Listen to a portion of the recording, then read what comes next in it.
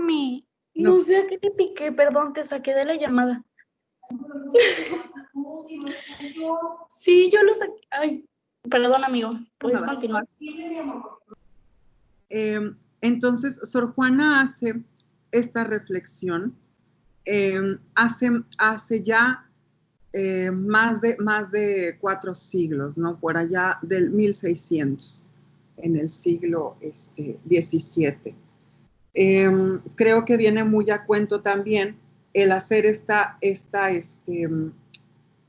mención, porque de alguna manera en la poesía actual, en la poesía contemporánea, voy a encender mi cámara, en la poesía actual, en la poesía contemporánea, algunos hemos desdeñado mucho a la tradición poética del metro, de la rima, del verso bien estructurado, la estrofa, ¿no? Y la hemos desdeñado mucho, y creo que la poesía barroca, la poesía medida, métrica y rimada, tiene mucha vigencia. Diría Gustavo Bueno, la poesía es filosofía sin sistema, ¿no? Es una reflexión con la que yo quisiera comenzar, que las cosas del pasado que forman parte de la tradición siguen estando vigentes, y las ideas siguen estando hoy siendo ideas contemporáneas. Siguen siendo hoy ideas contemporáneas. Pues bien, yo soy Oliver Llanos. Ya me conocerán algunos, habrá otros que no. Soy Oliver Llanos. Gracias, Alejandro. Soy Oliver Llanos. Yo me formé como dramaturgo, actor y director en el Centro Latinoamericano de Creación e Investigación Teatral, en el Espacio Cultural Metropolitano, y me formé como músico igual en la ciudad de Buenos Aires, y me formé como músico, que aquí está Ale, mi compañero de conservatorio cuando estudié en Argentina, en el Conservatorio Manuel de Falla. Actualmente estudio la licenciatura en música con énfasis en composición en la Universidad Veracruzana, la carrera profesional de actuación en la Asociación Nacional de Actores, Delegación Veracruz, y el técnico de danza en la Universidad Veracruzana también. Y pues es precisamente esta cuestión de la interdisciplina que a mí me llegó la epifanía de la interdisciplina ya hace como unos 10 años, y dije yo, bueno, ¿por qué no me puedo dedicar a todo si a mí todo me encanta, ¿no? Siempre desde un sentido muy, muy humilde, muy humano, de entender por qué las cosas en el arte ocurren así, ¿no? Y pues me di a esta tarea de investigar, de siempre estar abierto a las diferentes manifestaciones artísticas, y es por eso que también dentro de mis inquietudes está el verso.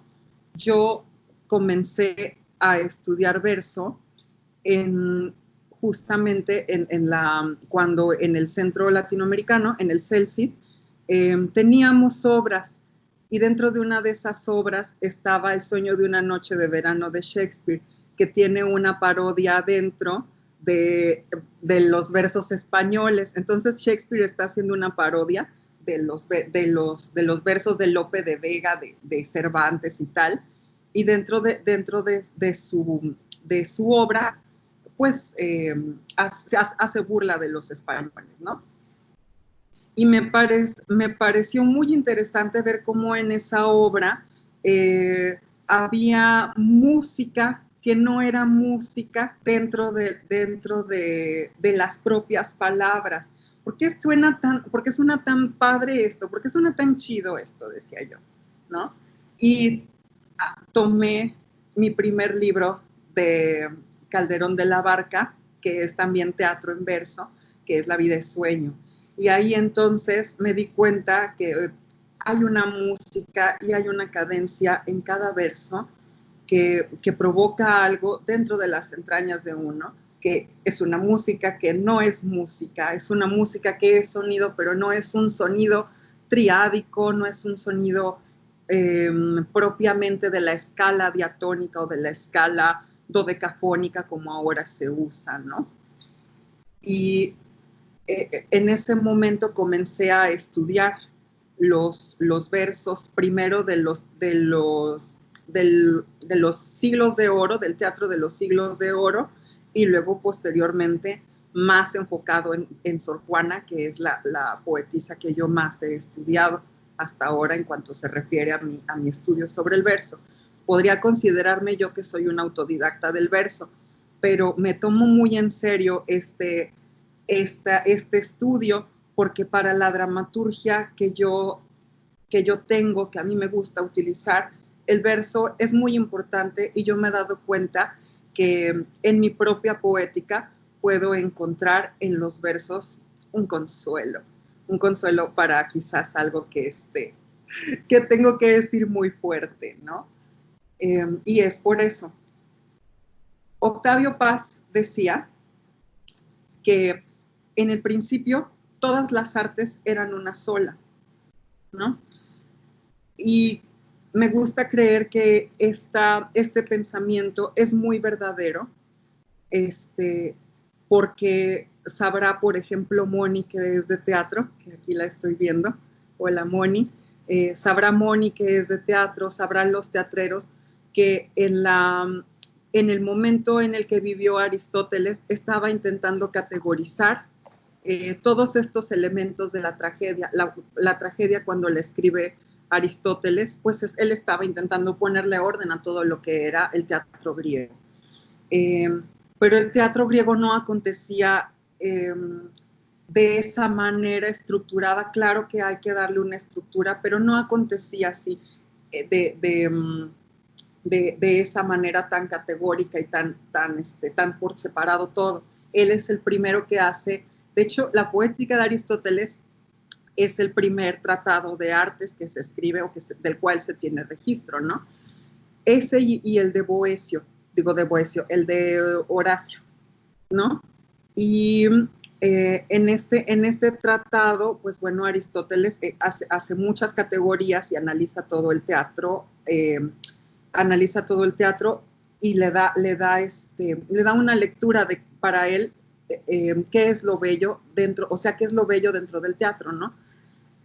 Sin querer, también estaba filosofando acerca no solo del teatro, sino de las otras artes, porque él, cuando se refiere a la tragedia griega, no solamente se refiere a esta estructura aristotélica que nosotros ya conocemos como como exordio o presentación, nudo o clímax y desenlace, ¿no?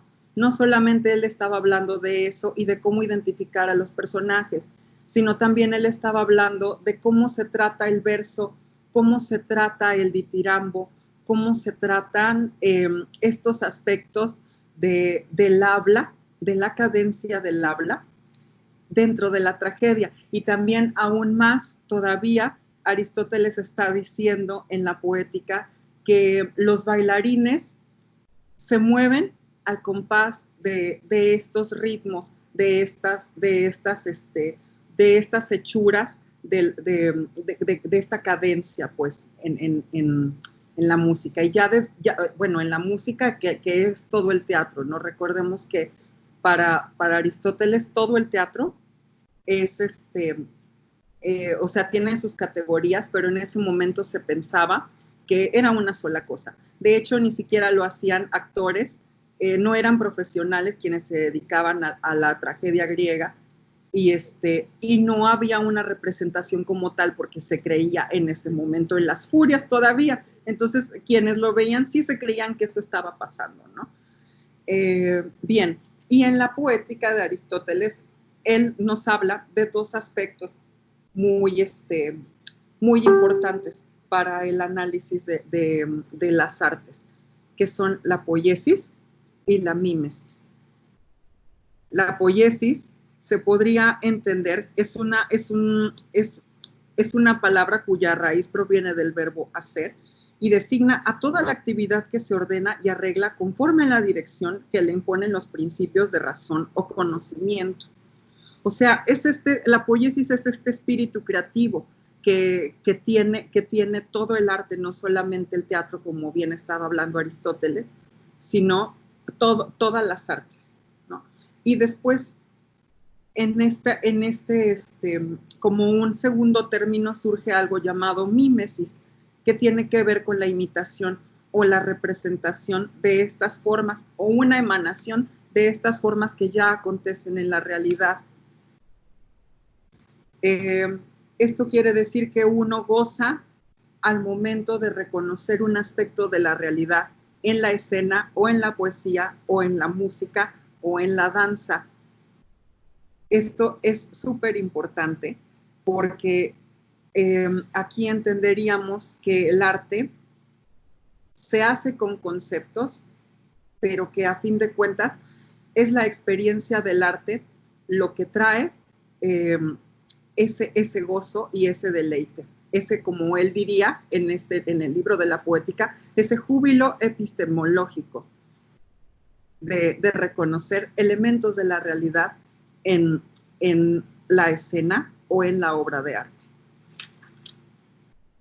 Después de Aristóteles, o más bien al mismo tiempo de Aristóteles, en Grecia y en Roma se trataban ritmos que son ritmos musicales, pero que también son ritmos de la poesía, que son el troqueo, el jambo, el dáctilo, el anapéstico, el tríbraco y el anfibráquico. Son bastantitos, ¿no? Son como 6. Los vamos a ir viendo en este momento, pero es importante que haga mención de ellos porque sobre ellos, sobre los metros grecolatinos, está inspirada toda la poesía que hasta el siglo pasado, con la generación del 27, todavía se solía hacer. Hay un ritmo en todos estos pies y en todos estos metros, y es importante que haga mención de ellos.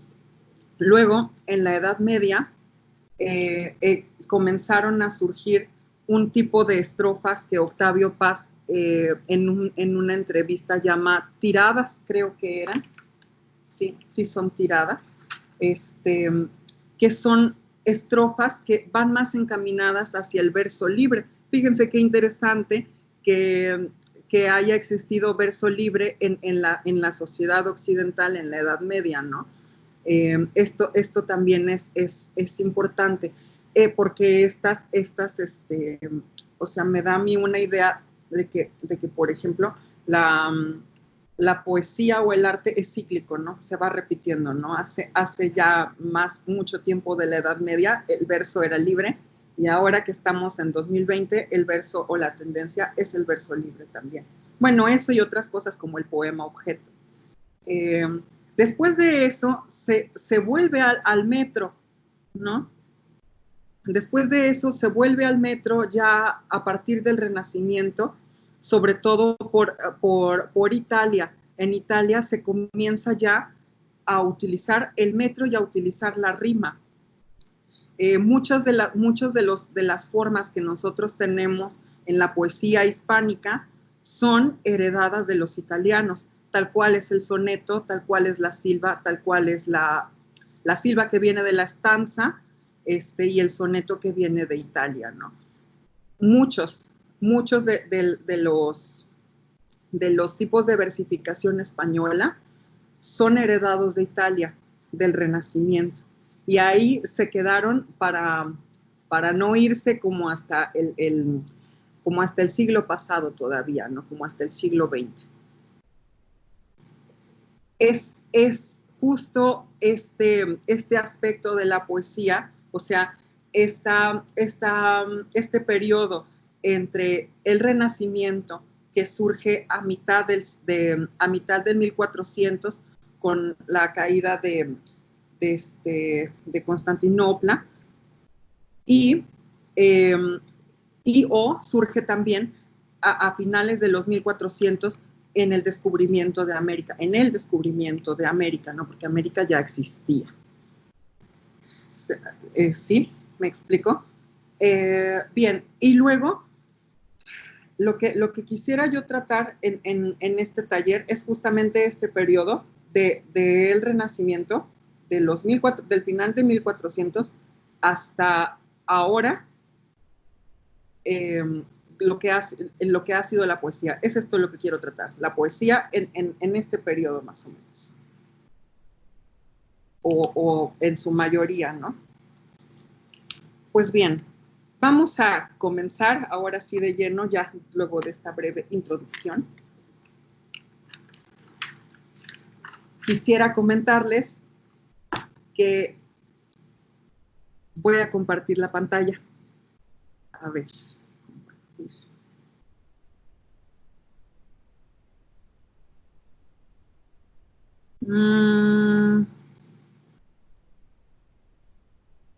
Esta no.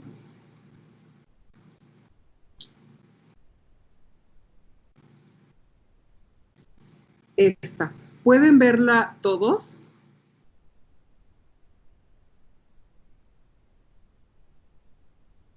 ¿No se ve la pantalla? ¿Sí? Ok. Sí, sí, se ve, se ve. Bien. Entonces, aquí, pues este es como un ejemplo muy, muy tonto, pero creo que vamos a entenderlo mejor. Antes de comenzar a explicar de lleno los pies de la poesía grecorromana, grecolatina, me gustaría que entendiéramos que el verso se divide en pies, pero que todavía aún más pequeño que esos pies, la unidad más pequeña del verso es la sílaba. Aquí tengo yo algunas palabras. Sí, ¿cuántas sílabas son en sí? Así como medio Plaza Sésamo. ¿Cuántas sílabas son en esta pues, oración?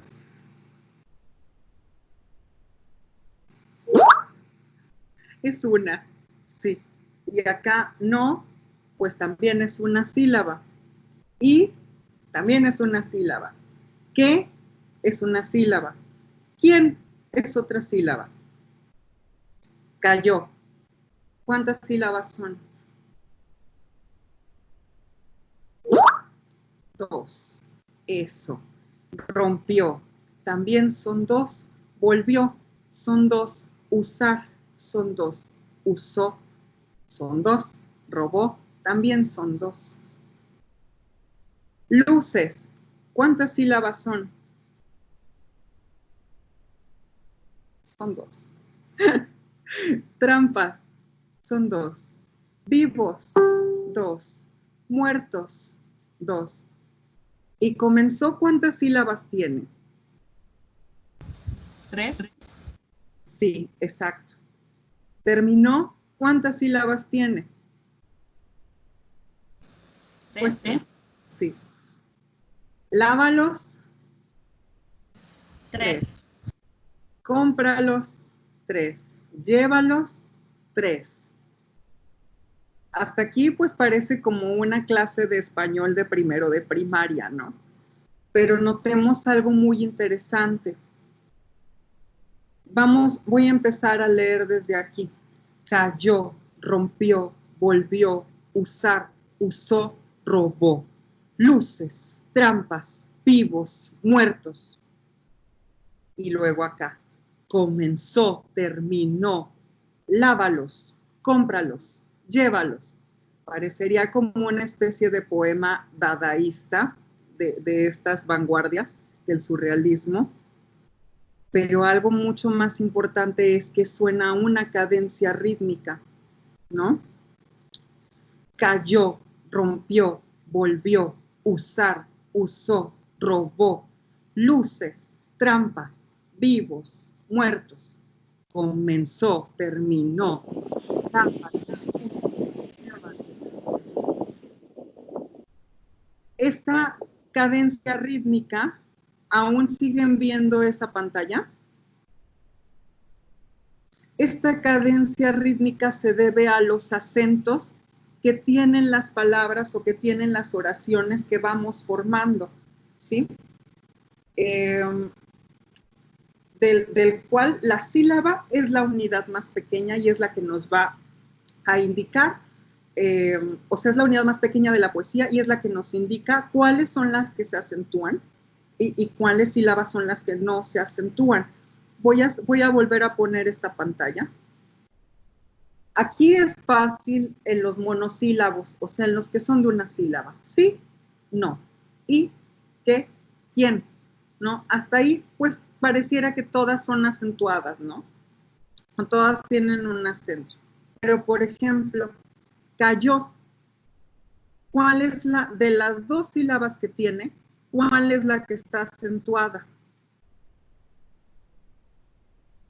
¿La 1 o la 2? La 2. Exacto.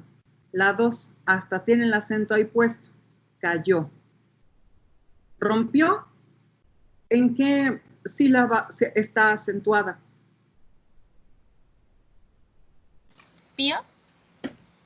Ajá, rompió en la 2. Volvió, pues en la 2 también. Usar, ¿en dónde? En ar, usar. Exacto. Usó en la O, en la segunda sílaba. Robó en la segunda sílaba. Luces, ¿en dónde está acentuada? ¿En qué parte está acentuada la palabra luces? En lu, luces. En la primera. Exacto, en la primera. Trampas,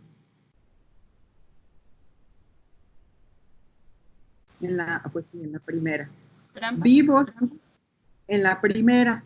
Muertos, en la primera sílaba, ¿no? Acá, en comenzó, ¿en qué sílaba está acentuada la palabra comenzó? So. ¿No? Exacto, en la tercera sílaba. Comencemos a contar las sílabas. Esto va a ser un ejercicio muy bueno para ya más adelante cuando tengamos que analizar sílabas un poquito más, metros un poquito más largos. Comenzó, pues son 3 sílabas y está acentuada en la tercera sílaba. Terminó, ¿en qué sílaba está acentuada? No. Exacto, en la tercera sílaba. Bien. Y lávalos, ¿en cuál de las 3 sílabas? En la sílaba 1, que sería la sílaba 2, que es va, y la sílaba 3, que es los. ¿En qué sílaba está acentuada lávalos? En la 1, exacto. No. Y cómpralos. En la com. 1. Y llévalos, finalmente, en la 1, ¿no? Si yo les escribo esto,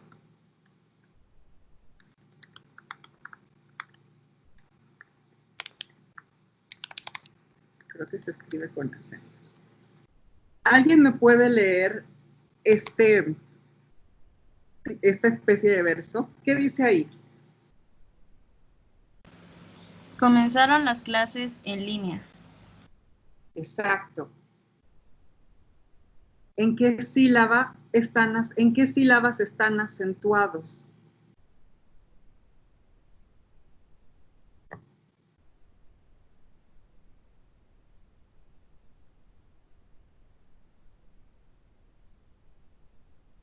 O sea, ¿pueden ser en varias? Claro. Entendamos al verso en su totalidad. O sea, puede ser que está en comenzar. Esa es la tercera sílaba. Comenzaron las clases en línea. O sea, que estaría en el 3, en el 6 y en el 9. ¿No? Y pero ya para esto, este verso tiene una cadencia rítmica, tiene una musiquita que nos va guiando a través de este verso, muy parecido a mexicanos al grito de guerra, o en el caso de Argentina, Oíd Mortales, el himno sagrado, el grito sagrado o himno, no recuerdo cuál era de los dos, ¿no? Acá ya se parece mucho más el grito, claro, acá ya se parece mucho más a un verso. Tiene tiene una cadencia rítmica, tiene una musiquita que nos va llevando a través de este renglón, ¿no? Que se llama verso al ser convertido en poesía, ¿no? Pues bien, a esta cadencia rítmica, a esta musiquita, a este devenir del verso, se le llamarán pies, ¿sí? Existen, como ya les comenté, varios tipos de pies. Está el troqueo, que es un pie de 2 sílabas. Tum, tum. Se acentúa la primera y la segunda es débil. Acá, por ejemplo, tenemos algunos troqueos. Vivos, muertos, trampas, luces. ¿Se entendió? ¿Alguien tiene una duda hasta acá? Troqueo entonces es cada 2. Exacto. Ocurre. O cada tercera sílaba. Exacto. O sea, tintan, tintan, tintan, tintan. ¿Sí? Shakespeare escribía en algo llamado verso blanco, que vamos a ver más adelante, que tiene que ver con estos troqueos y que tiene que ver con los jambos, que también veremos. Él dice, by the pricking of my thumbs, something wicked this way comes, ¿no? Ahí hay una cadencia rítmica, una musiquita, una musicalidad que nos va guiando a través de ese verso. Pero más característico de Shakespeare todavía es el jambo, que se acentúa en la segunda sílaba. Da dum, da dum, da dum, da dum, ¿no?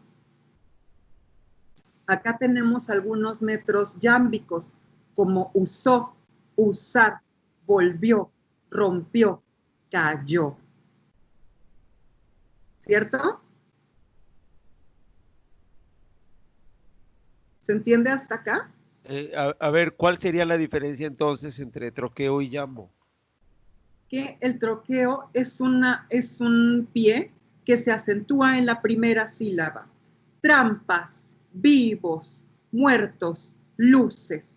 Y el jambo es un pie que se acentúa en la segunda sílaba. Usó, robó, rompió, volvió, cayó.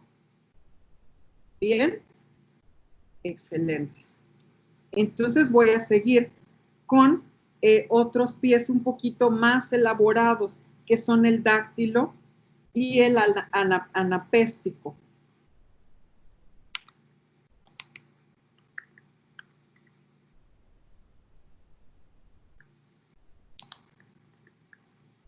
Tara, ta, tara, ta, tara, ta, tara, ta. Es un pie de 3, un pie de 3 sílabas, ya no de 2, son 3. Aquí, por ejemplo, entran en esos pies estas palabras: lávalos, cómpralos, llévalos. ¿Sí? O sea, donde está acentuada la primera sílaba. El dáctilo está acentuado en la primera sílaba.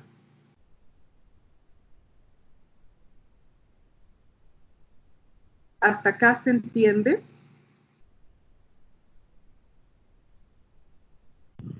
Todo bien, amigo. Bien. Entonces, ¿Cómo? Perdón. ¿Cómo se llama ese último de las 3 sílabas? dáctilo. Ok, gracias. Sí. Luego está este otro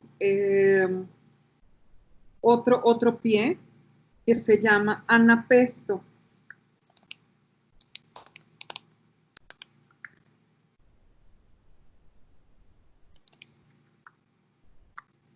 tara, ta, ta, ta, tara, ta, tara, ta, ta.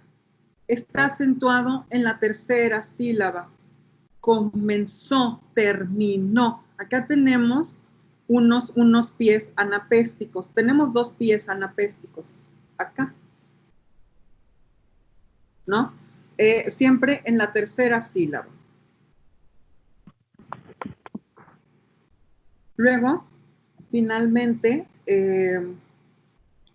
tenemos uno más, que es el, bueno, no finalmente porque nos falta uno, que es uno que no tiene acentuación del todo, es el anfibráquico.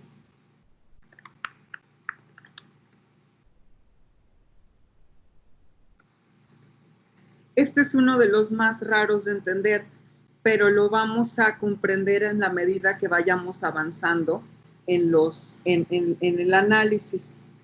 Es igual un pie de 3, pero se acentúa en la segunda sílaba. Tutiri, ti, tutiri, titiri, titiri, titiri. Acá voy a anotar un ejemplo de anfibráquico.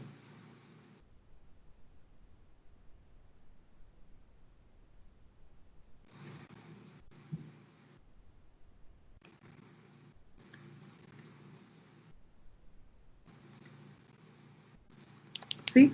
Lo lloro.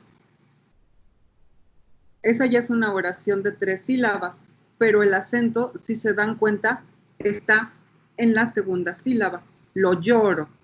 Gramaticalmente no se acentúa, pero poéticamente ahí es donde está el acento, ¿no?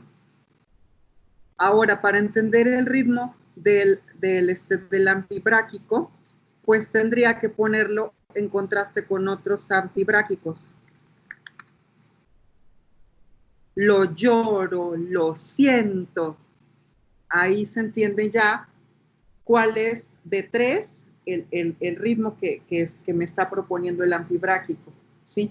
Este ritmo es un poco complicado y se tiene que sentir, ¿no? Así como todos los ritmos que les he estado compartiendo, pues el anfibráquico tiene que sentirse un poquitito más, ¿no? Ya en el ejercicio del análisis o de recitar la poesía.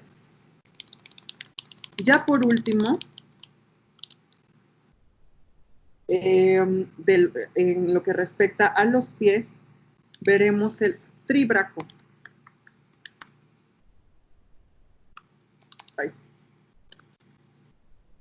Que es un pie que no tiene acentos. Ay, perdónenme, al revés.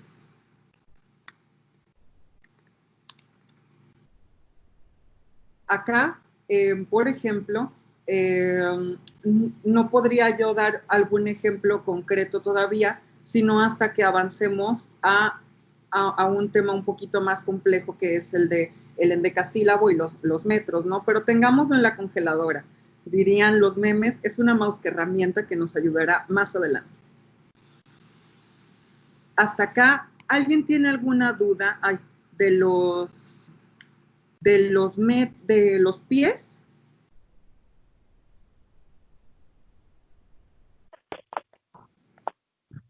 Parece que todo bien, amigo. Todo bien, excelente. Bueno, pues entonces vamos entendiendo que la poesía, bueno, es importante que entendamos esto. La poesía, pues la poesía es la poesía. Es un arte, ¿no? El poder entender el metro, la rima y el ritmo no garantiza que lo que vayamos a hacer sea artístico, ¿no? Esta herramienta que yo les estoy dando y les estoy proporcionando tiene más que ver con el oficio y con el análisis de los poemas. ¿Por qué? Porque a fin de cuentas importarán también elementos del lenguaje como la sintaxis, como la gramática, como las figuras retóricas o alegóricas dentro del poema para que pues sea más artístico o menos artístico, ¿no? Esto es importante que lo entendamos. Esta es una herramienta más, pero yo no estoy acá para decirles cómo hacer poesía o cómo se tiene que hacer la poesía. Esto que yo les estoy proporcionando es solamente y simplemente una herramienta más que sirve para, para crear poesía, ¿no? No es la única manera de hacerlo. Y es por ello que, bueno, hago esta como advertencia, ¿no? Bien. Pues vamos a comenzar a analizar un poquito cosas más complejas. Ay, ¿qué es esto?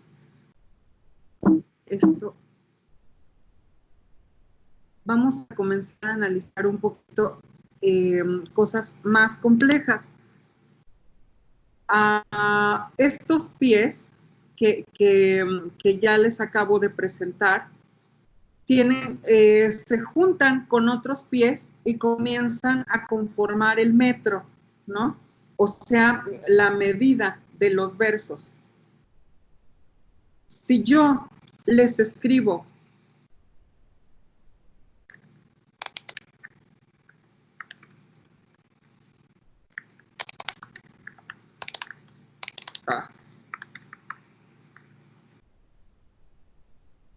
tengo sueño, tengo frío. Ahí el primer pie que se nos presenta, ¿cuál es?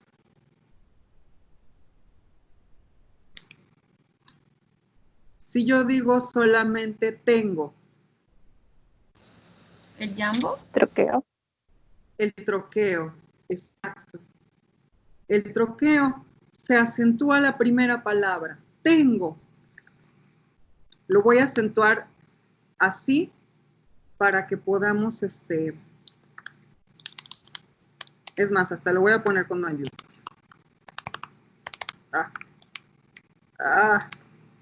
Listo. Sí, comienza con un troqueo.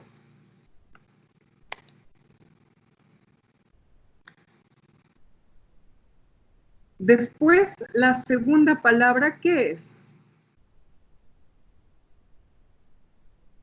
Ay, alguien está entrando. Bien. Hola. Hola, Esdras. Bienvenido.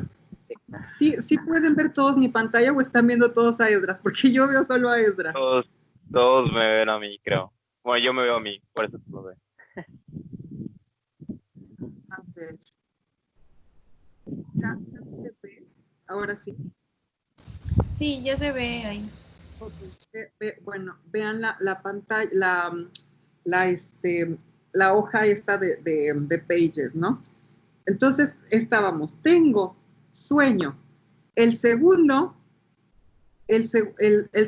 pie que está dentro de este verso, de este verso, sería también un troqueo, ¿no?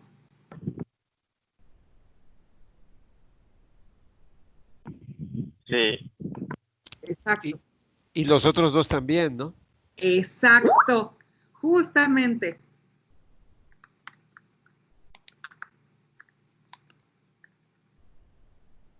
Tengo sueño, tengo frío, ¿no? Aquí hay tintan, tintan, tintan, tintan. ¿Cuántos pies son?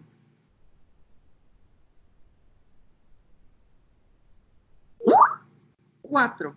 1, 2, 3, 4. Una, donas, tripas y 4. Son 4 pies. A este verso, entonces, hay además todos los pies son troqueos, ¿no? Entonces, a este tipo de verso se le llamará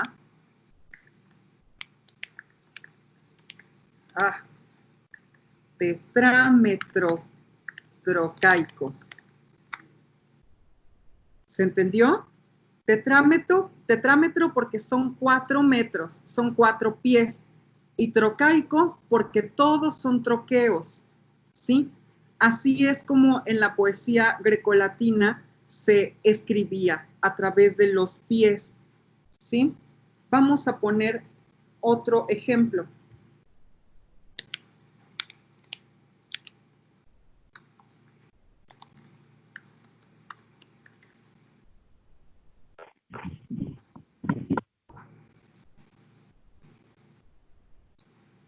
Mi voz rompió la mar. ¿Qué sílabas están acentuadas en este verso? Bueno, para empezar, en qué pie comienza este verso? Jambo. Exacto. Mi voz. Y luego, ¿qué pie le sigue a ese jambo? También jambo. Exacto, otro jambo. Y luego, la mar. Un jambo más, ¿no? Entonces, a este verso se le catalogará como trímetro jámbico. Ay, ¿por qué puso jámbico? No es jámbico. Obedéceme. Trímetro jámbico, ¿no? Porque son 3 metros, o sea, son 3 pies, y los 3 pies son jambos, ¿sí? Luego podremos entonces comenzar a hablar de los metros un poco más largos.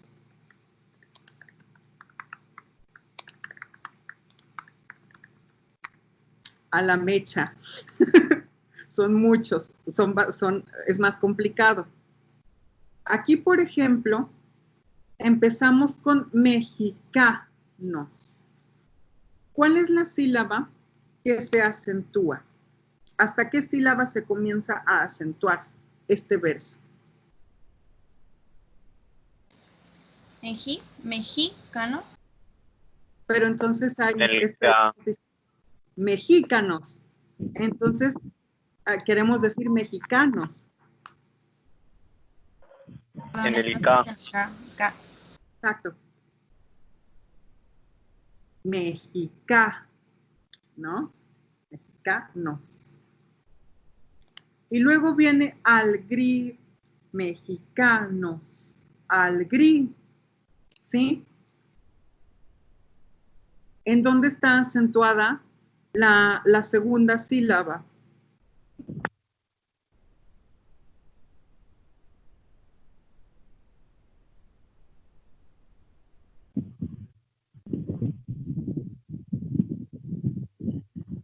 En la segunda.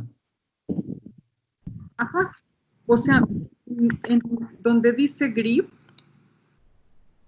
Sí.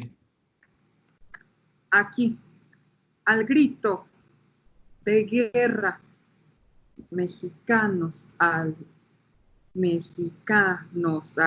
grito, y al final, todo de guerra.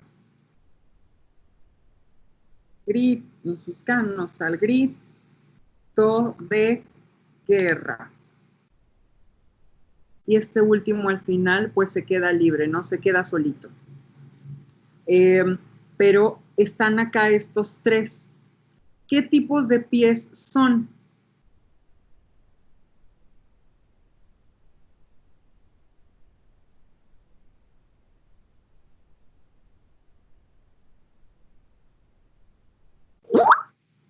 Exacto, son anapestos, ¿sí? Entonces, a este tipo de verso se le llamará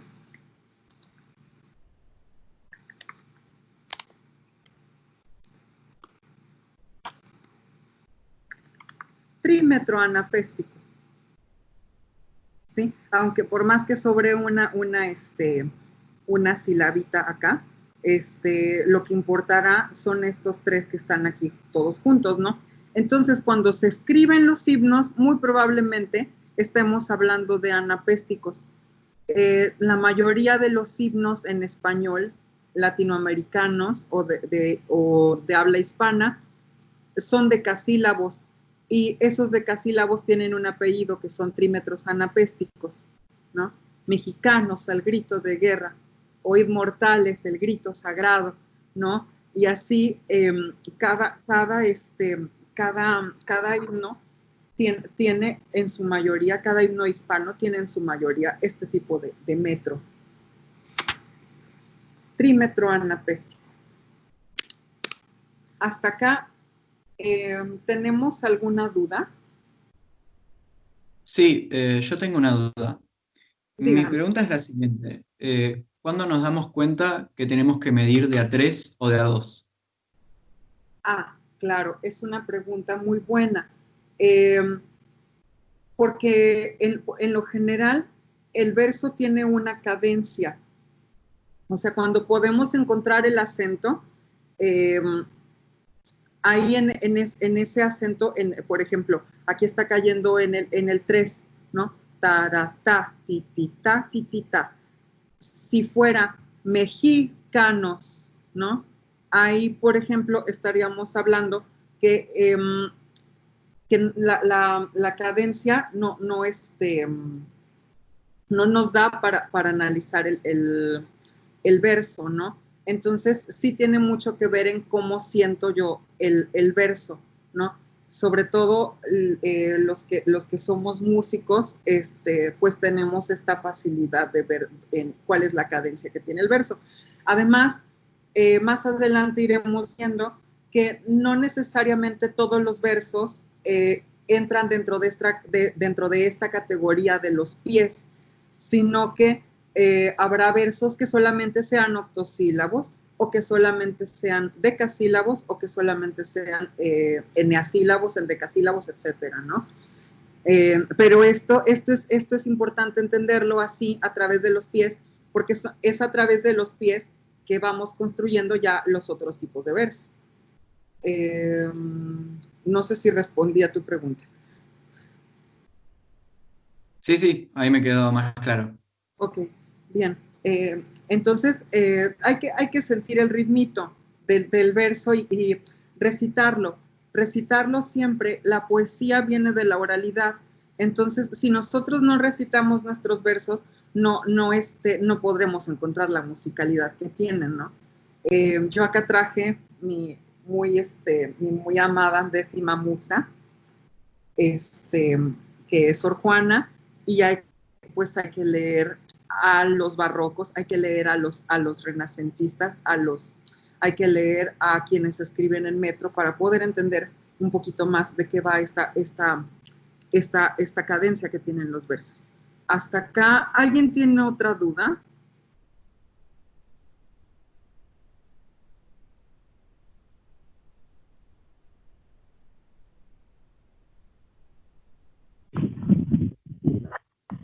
¿No? Seguimos. Sí, yo tengo una duda, Oliver. Dime.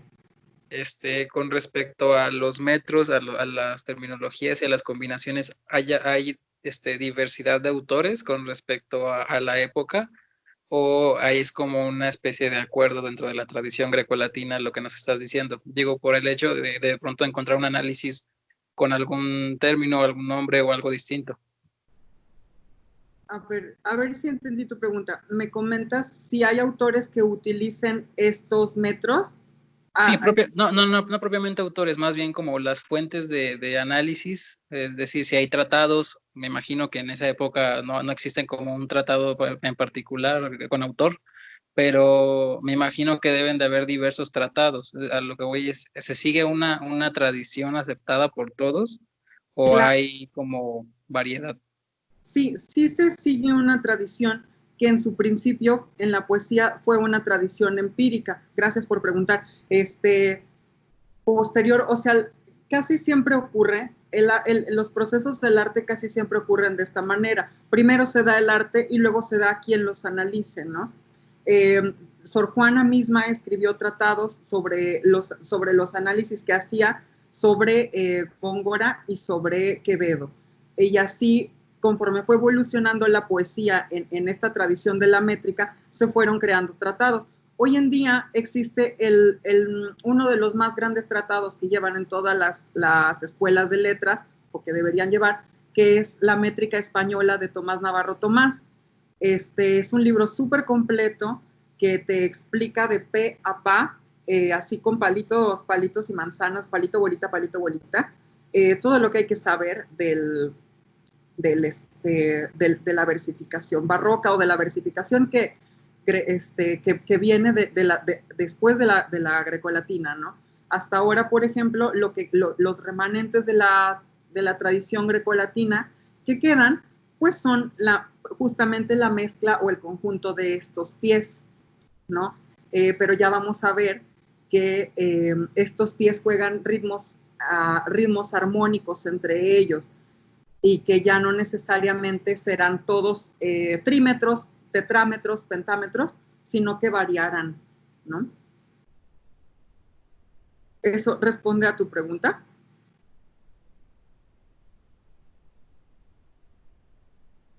Sí, sí, sí. Incluso me podrías escribir o podrías escribir el nombre del autor y del método este.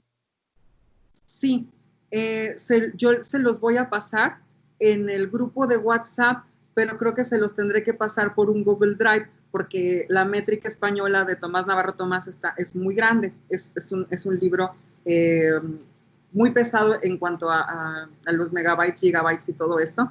Entonces no se los puedo pasar por correo o al grupo de WhatsApp, pero en el grupo de WhatsApp les haré llegar el link de este libro. El libro que sí les voy a compartir y que sí les puedo hacer llegar es este que se llama Apuntes de Métrica, de Gabriel Castillo. Se los voy a hacer llegar hoy. Este libro es muy interesante y muy bonito porque resume muy bien lo que Tomás Navarro Tomás quiso decir. Claro que pierde profundidad y pierde ese minucioso análisis, pero para un primer acercamiento está muy bien. ¿Tú quién eres el que me acaba de hacer la pregunta? Karim. Ah, hola Karim. Es que no los veo, me siento solo. Bien. Bien, espero que se haya podido resolver esto. Sí, se los voy a hacer llegar.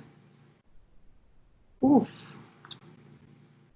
Bien, pues si no hay alguna otra duda a atender, quiero que comencemos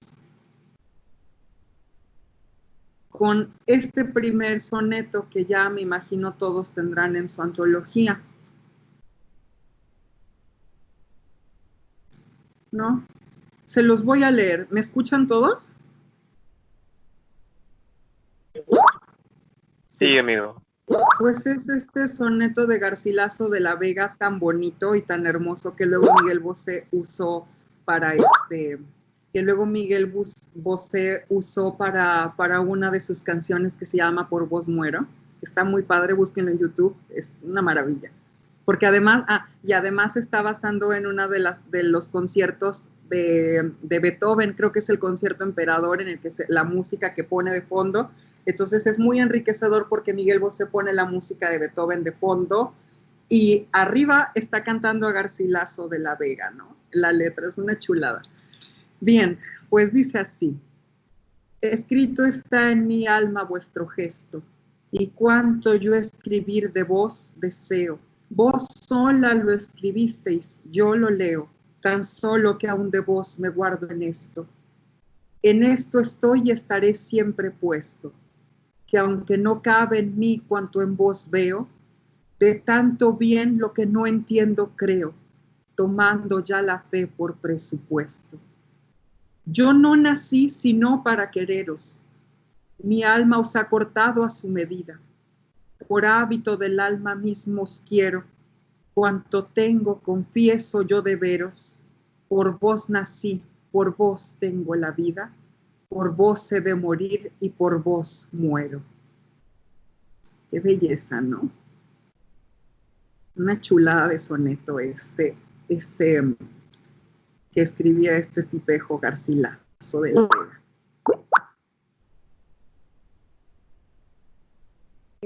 Bien, en este poema podemos encontrarnos ya con algo que sí quiero tratar, que son algunas figuras retóricas o figuras literarias. Vamos a comenzar acá con el primer verso.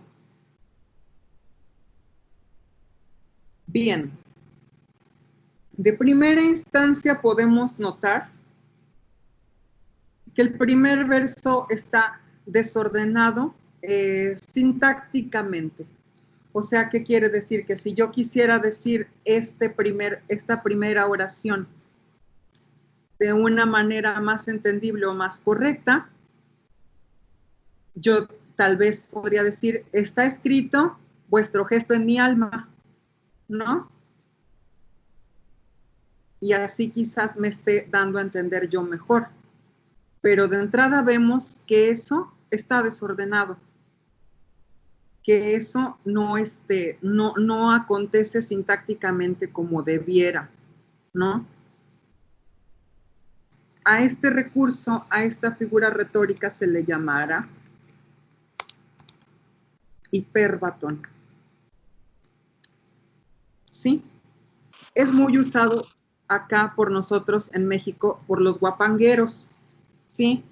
No sé si han escuchado que a veces dicen, yo tengo una novia yo tengo, ¿no? Estoy pegado en la rama, estoy pegado en la rama, pegado estoy en la rama, ¿no?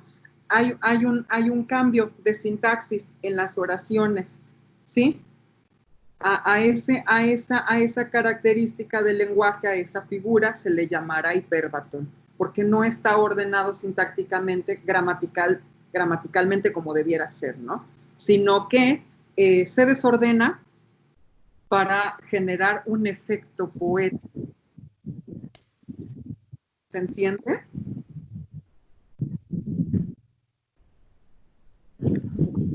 Luego también en este primer verso, además de que el lenguaje está desordenado, que ya vamos a ver también un poco por qué, ya me imagino lo intuirán porque son inteligentes, además de que está desordenado, está diciendo algo que en el mundo cotidiano no pasa o no acontece de esta manera. Está diciendo, está vuestro gesto escrito en mi alma. O sea, para empezar, el alma no se pierde. Luego dice que el gesto lo está escribiendo en el alma de Garcilaso, ¿no? O sea, pues esa característica de hablar de hablar con cosas que no acontecen supuestamente en la literalidad, es algo que coloquialmente se conoce como metáfora. ¿Sí? Metáfora viene del griego, creo que sí viene del griego, pero no estoy seguro si es metafor o metaforos. Dubati, que es un filósofo del teatro argentino, dice que cuando él va a Grecia encuentra esta inscripción en los autobuses, metáfor o metáforos, no sé cómo sea que lo encuentre, pero dice que son los autobuses, porque los autobuses se encargan de transportar. Quiere decir que acá está transportando, ¿no? Ese lenguaje lo está transportando a otro sitio, ¿no? De ahí viene la palabra metáfora, o sea, se transporta, es algo que no está en el mismo lugar en donde comenzó. Luego dice, escrito está en mi alma vuestro gesto, ¿no? Sí es una metáfora, o sea, es una figura retórica, pero más concretamente está dándole al alma una cualidad de un objeto que es de un cuaderno o de una libreta, ¿no? Donde en el alma se puede escribir y se puede escribir el gesto. Estas metáforas tienen un nombre muy específico que ahorita estoy intentando recordar, pero no recuerdo bien. En el grupo de WhatsApp se los voy a pasar ya con santo y seña, ¿no? Pero llamemos a esto una suerte de metáfora. Dice, ¿y cuánto yo escribir de vos deseo? Bueno, aquí al menos está diciendo algo que sí pasa en el mundo natural o sí pasa en el mundo real, ¿no? Yo deseo escribir mucho de vos, ¿no? Acá hay otro hipérbaton. Sí, porque en el orden a lo mejor sintáctico correcto sería ¿y cuánto deseo escribir yo de vos? ¿No? Eso sería un poquito más entendible, sería un lenguaje un poquito más coloquial, se entiende mejor, ¿no? Y luego dice acá, vos sola lo escribisteis, yo lo leo. Acá, en este verso, se está refiriendo al gesto de la amada de Garcilaso. Acá hay otra metáfora.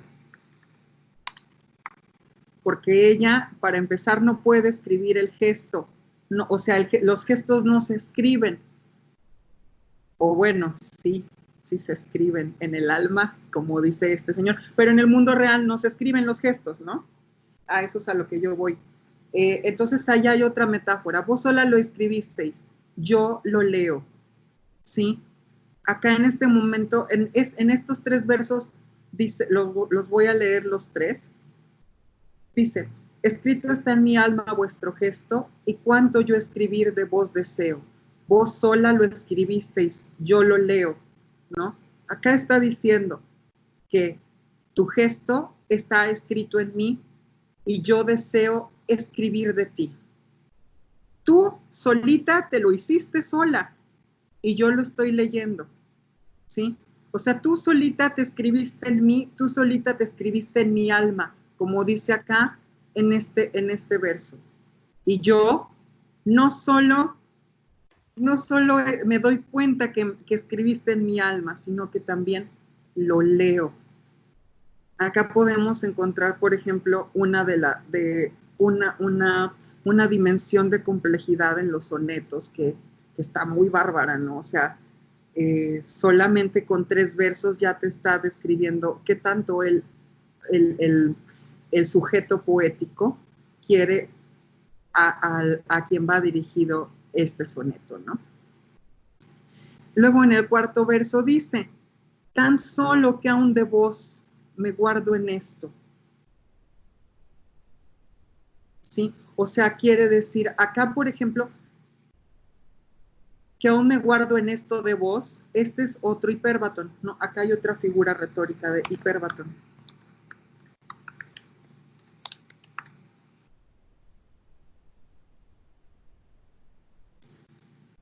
Entonces dice, tan solo, vos sola lo escribisteis, yo lo leo, tan solo que aún de vos me guardo en esto, que aún de ti yo me guardo en este asunto.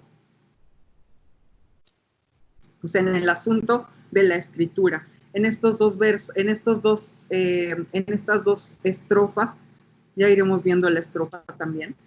Él está describiendo que él está haciendo una metáfora gigante donde ella es la que escribe y él es la hoja de papel, o su alma es la hoja de papel donde ella escribe, donde ella marca, donde ella donde él puede leerse incluso a sí mismo, ¿no? Dice, en esto estoy y estaré siempre puesto, ¿no? Aquí en este verso se refiere ya desde lo que comenzó, ¿no? O sea, a esta acción de leer el gesto que ella escribió, ¿no? O sea, él está diciendo que él siempre puede admirar esa escritura que ella realizó en su alma, ¿no? Hasta aquí parece que todo habla de lo mismo. En esto estoy y estaré siempre puesto. Pues acá pareciera que no hay ninguna figura retórica per se, ¿no? Pero ya vimos que estos dos cuartetos son una metáfora de la amada escribiendo en el alma del amado, ¿no?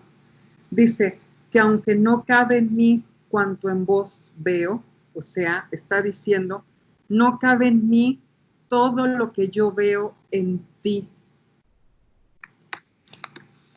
Acá, pues hay otro hiperbatón.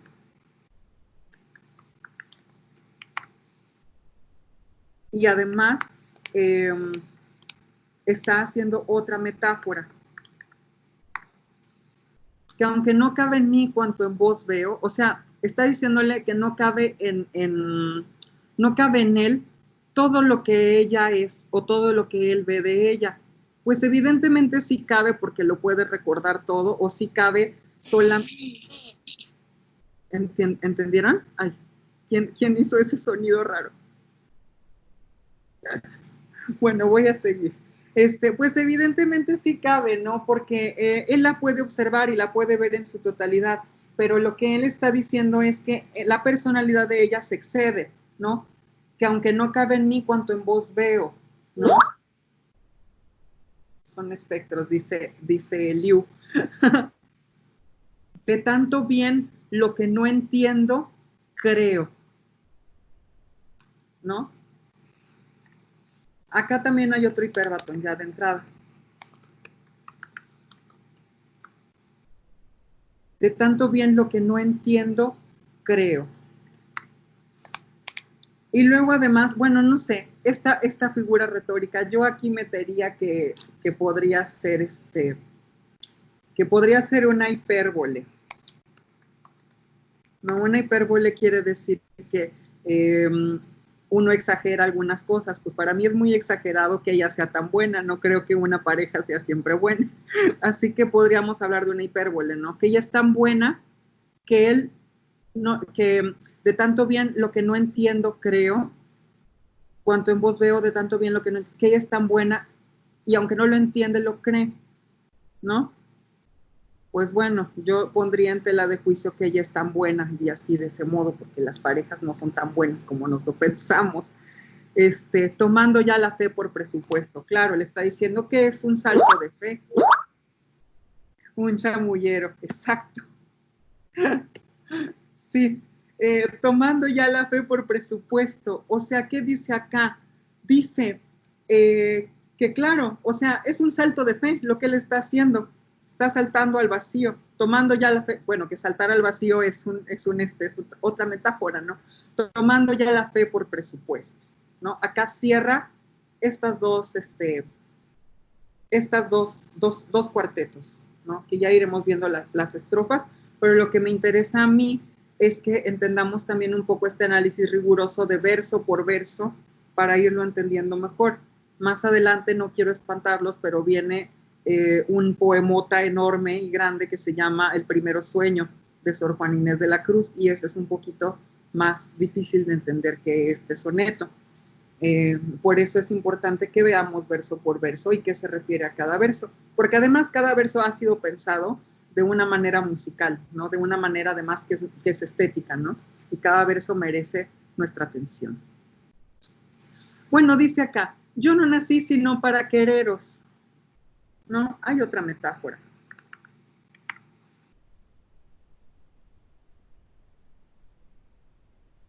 Yo no nací sino para quereros. Yo no nací más que para quererte, le está diciendo acá. Bien, pues bien, yo también pondría esto en tela de juicio, ¿no? Nadie nace para querer a otra persona. Y eso también, pues yo lo entiendo como una metáfora. Pues yo no nací para querer a alguien, ¿no? Yo no nací, pues yo nací nomás para vivir, ¿no? Ya de ahí todo lo demás que haga, pues es ganancia, ¿no? Pero acá está diciendo que él nació solamente para quererla, ¿no? Mi alma os ha cortado a su medida. Qué potente, ¿no? O sea, mi alma está cortada a tu medida, a la medida de ella. Está muy fuerte esto, ¿no? O sea, yo solamente puedo medirme a través de ti. Es otra metáfora.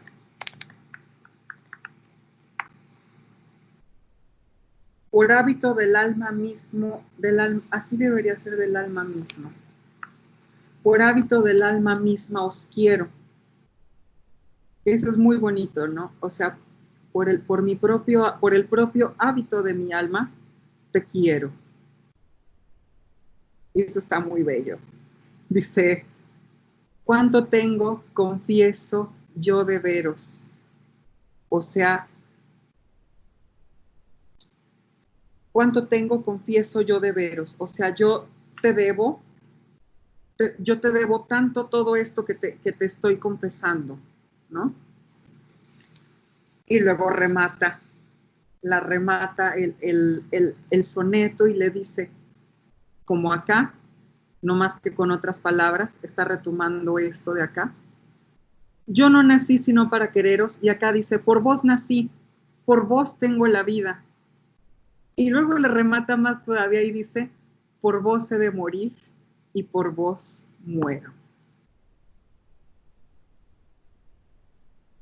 Acá, bueno, estas podemos identificar que son metáforas, ¿no? Por vos nací, por vos tengo la vida. Se tiene la vida por la madre, pero él está diciendo que es por la amada, ¿no? O a lo mejor sí se refiere a la madre, ¿no?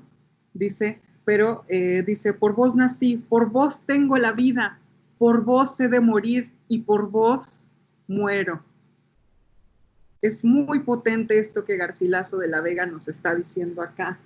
Es muy complejo, además, analizar cada verso y encontrar ahí esa figura, esa metáfora que él lo escribe así.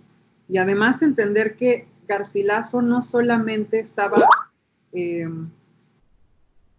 exacto, ¿no? No le haya pasado de que, claro, de que se tuvo que ir el Dante a buscar a la Beatriz, ¿no? Se entiende, ¿no? Además de que en el hacer el verso, no solamente estaba pensando Garcilaso en lo que quería decir, sino que Garcilaso también estaba pensando en cómo lo quería decir. Si sometiéramos a un análisis lírico todo o sea, un análisis métrico, pues, de todo esto que el soneto contiene, nos daríamos cuenta que tiene también una cadencia rítmica. Lo voy a leer todo de cabo a rabo y ya podrán entender cuál es esa cadencia rítmica. Dice así: escrito está en mi alma vuestro gesto, en cuanto yo escribir de vos deseo, vos sola lo escribisteis, yo lo leo, tan solo que aún de vos me guardo en esto. En esto estoy y estaré siempre puesto, que aunque no cabe en mí cuanto en vos veo, de tanto bien lo que no entiendo creo, tomando ya la fe por presupuesto. Yo no nací sino para quereros, mi alma os ha cortado a su medida, por hábito del alma misma os quiero, cuánto tengo, confieso yo de veros, por vos nací, por vos tengo la vida, por vos he de morir y por vos muero. Dice así el texto entero en su totalidad. ¿Alguien entró? ¿Puede silenciar ¿puede silenciar el micrófono? Bien. Sí, se entiende acá el grado de complejidad que estaba pensando a lo mejor Garcilaso en el momento que estaba escribiendo ese poema. Es un ejercicio de mucho rigor y que este poema sea una obra de arte es un milagro. Porque es muy fácil escribir con todas las reglas, pero escribir algo que tenga una riqueza conceptual y que tenga una riqueza emocional, emotiva, dentro de ya las reglas estas matemáticas y rigurosas que vamos a ir viendo, pues es un ejercicio artístico, es un ejercicio muy chingón del arte de la poesía, ¿no? Hasta acá alguna duda de cómo es que, de cómo es que se observa un poema? No es verso por verso, cuando se trata de un poema así con estas características que es métrico, rítmico y rimado.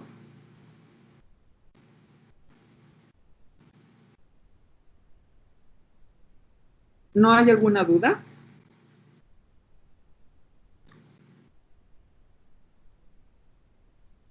Bueno, pues si no hay ninguna duda, voy a seguir ya nomás con este último tema. Bien. Este libro se los voy a compartir en cuanto finalice la clase. Es un librazo. Bueno, yo digo que es un librazo porque ¿sí se ve? Es justo este libro de Gabriel del Castillo, Gabriel Castillo, Apuntes de Métrica. ¿Se ve? Bien. En este libro, miren, justo viene esta advertencia, ¿no? Estos apuntes quieren actualizar, si se puede, la vieja métrica. Pretenden asomarse al orden y a la regla de una ciencia tradicional. O sea, él habla que la métrica es una suerte de ciencia, ¿sí? Tradicional para, conociéndola, adivinar qué es lo que de ella vive y qué está definitivamente muerto, qué es lo que sin ella se ha ganado y qué se ha perdido. Hemos consultado todos los escritos que hemos tenido a mano, desde los sabios y eruditos estudios de Bello y de la Barra y Vicuñas y Fuentes, hasta los más ligeros de Luis Alberto Sánchez. En las dudas buscamos ejemplos y consejos en el diccionario de literatura. Ay, creo que esto no era, pero bueno. A ver. Esa está la advertencia que da. No era esa, sino esta otra, que esta sí es advertencia. Yo no sé por qué le pone advertencia en el primero, si la verdadera advertencia era esta.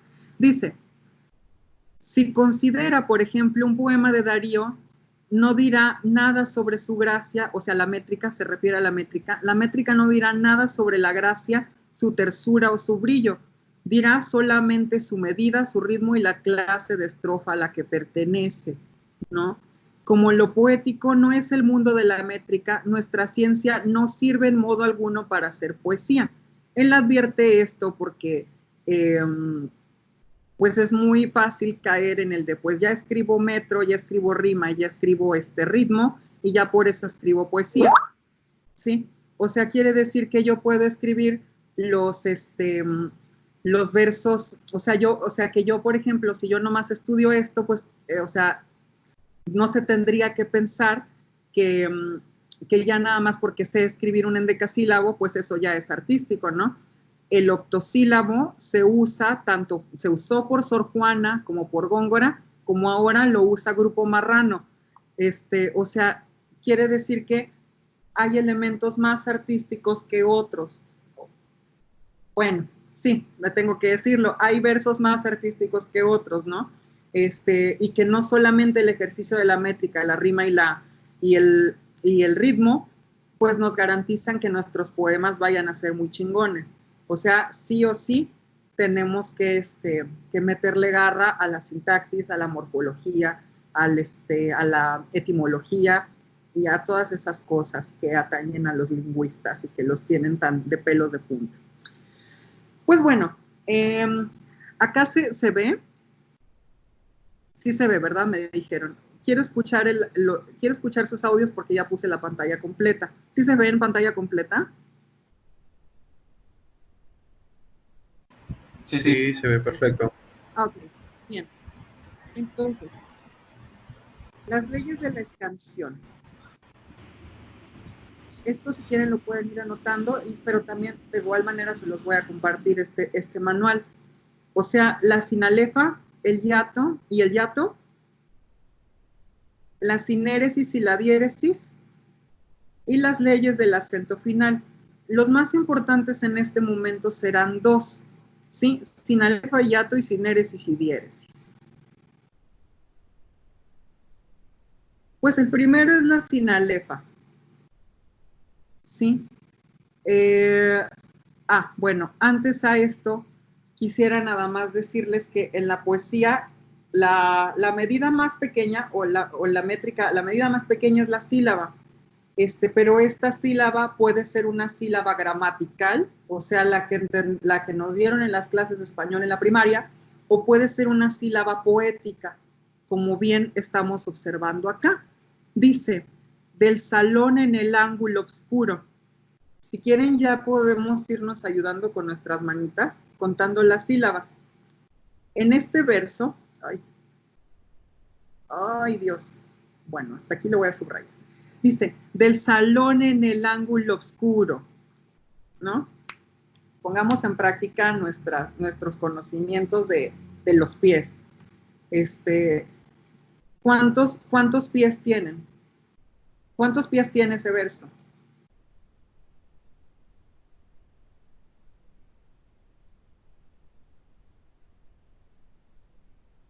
¿Algún valiente?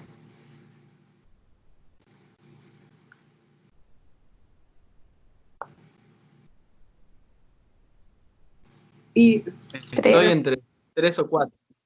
ok, pues son 3 del salón en el ángulo oscuro. 1, 2, 3. Tiene 3, ¿no? Y si quisiéramos medirlo a través de los pies grecolatinos, diríamos que son anapésticos, ¿no? O sea, es un trímetro anapéstico. ¿Cierto? Pues bien, lo que aquí está observando el autor en este verso de Becker, que es un trímetro anapéstico, es que en esta parte de acá, para que den los metros, o sea, perdón, para que den los pies, está juntando ángulo, o sea, la O con la otra O, o sea, ángulo oscuro. En vez de decir ángulo oscuro, está diciendo ángulo oscuro. ¿Se entendió? Sí. ¿O no? Sí, de cualquier modo voy a intentar profundizar un poquito más esto. Sí, o sea, que acá, por ejemplo,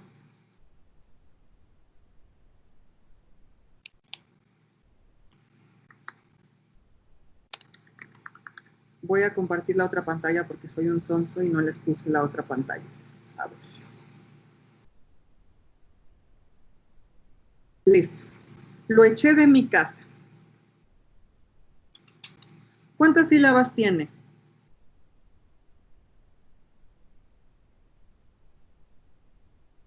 Siete. Ajá, exacto. Gramaticalmente, este verso tendría 7 sílabas, ¿sí? Sin embargo, por el uso de la figura de la sinalefa, estas dos palabras se unen y conforman una sílaba. Lo eché de mi casa. Son 6 sílabas. ¿Sí? Entonces, muy probablemente para cuando esté escribiendo metros de 6 sílabas, esta herramienta de la sinalefa me vaya a mí a servir al momento de que se lea el poema, ¿no? De hecho, normalmente, y como se acostumbra ya tradicionalmente, se tiende a leer en sinalefas, ¿no? Es un poco menos común leerlo todo a través de las sílabas gramaticales, pero hay quienes suelen hacerlo y eso también está bien. Depende de qué quiera yo expresar o qué quiera yo decir, ¿no? Pero acá lo eché de mi casa, así por la inercia, tendría 6 sílabas. Lo eché de mi casa. Y ya gramaticalmente sería lo eché de mi casa, ¿no? Gramaticalmente sí son 7 sílabas, pero poéticamente son 6, porque acá está haciendo uso de la sinalefa. Esa es una licencia poética que acá este señor lo trata como leyes de escansión. ¿Quedó claro acá qué es la sinalefa? Sí, gracias. Bien, es muy importante que entendamos esto porque también o sea, la poesía barroca y la poesía incluso ya decimonónica, la poesía del Renacimiento, pues usa mucho esta figura, esta licencia poética. O sea, hay que comer, dormir y despertar sin alefa y respirar sin alefa. Acá, por ejemplo, dice, hay casos en que la sinalefa une 3 y más vocales. O sea, está diciendo hacia un lado, al otro Europa. Esto sería ¿cuántas sílabas serían? Gramaticales primero y después después poéticas. Primero gramaticales.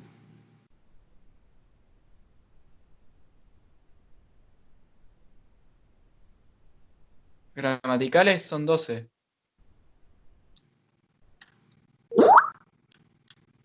O 14.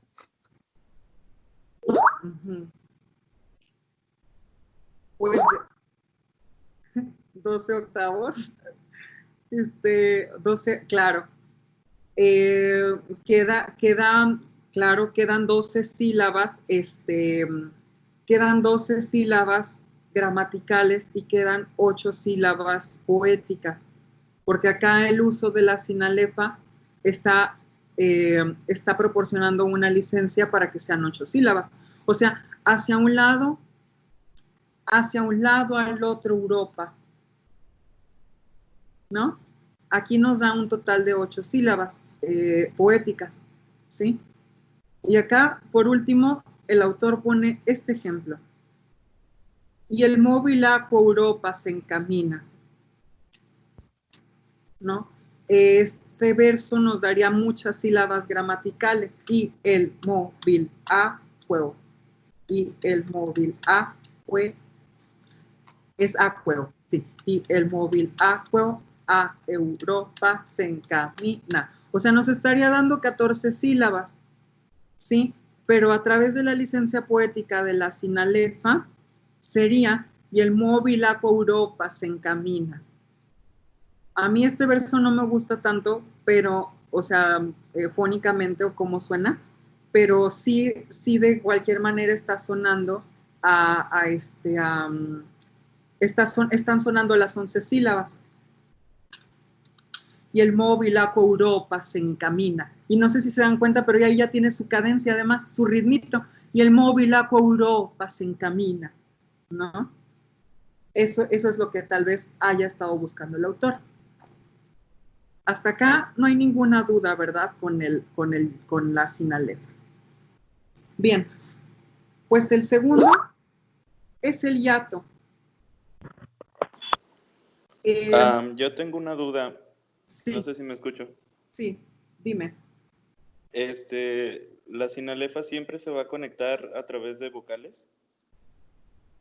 Claro, la sinalefa siempre se conecta a través de vocales, porque las consonantes ya dividen la sílaba, ¿sí? O al menos que sean al menos que sean vocales fuertes, donde ahí se tiene que dividir por dos vocales fuertes, divide, ¿no? A menos que tenga como acá una aqueo, ¿no? Tenga alguna anomalía, ¿no? Pero normalmente son las consonantes dividen las sílabas, ¿no?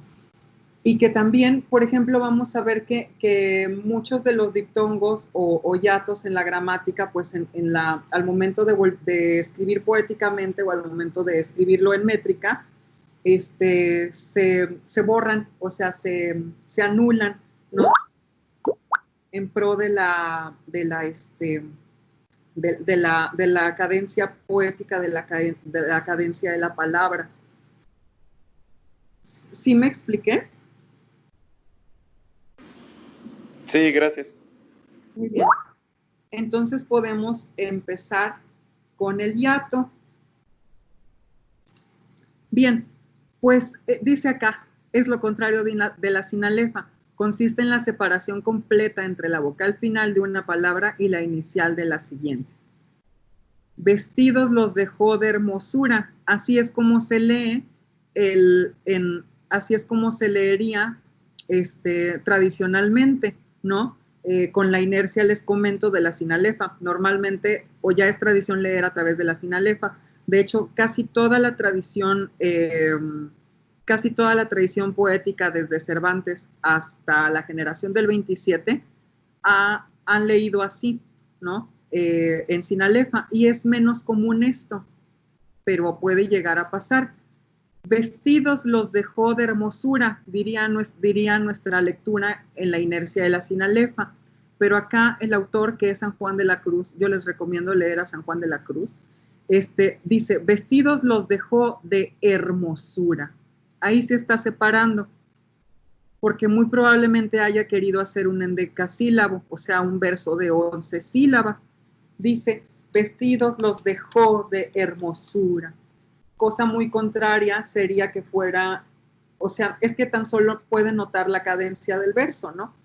Es más rítmico decir, vestidos los dejó de hermosura, a vestidos los dejó de hermosura, ¿no? Hay algo ahí como que no es tan rítmico como si el otro, vestidos los dejó de hermosura. Y esto, claro, tiene que ver con un contexto de puros endecasílabos. Muy probablemente en el poema de San Juan de la Cruz haya habido otros endecasílabos anteriores donde el ritmo de eso, tatira, tatabá, darabababa, tatira, bababá, barabababa, tatira, bababá, barababara, vestidos los dejó de hermosura, ¿no? Es muy probable que San Juan de la Cruz haya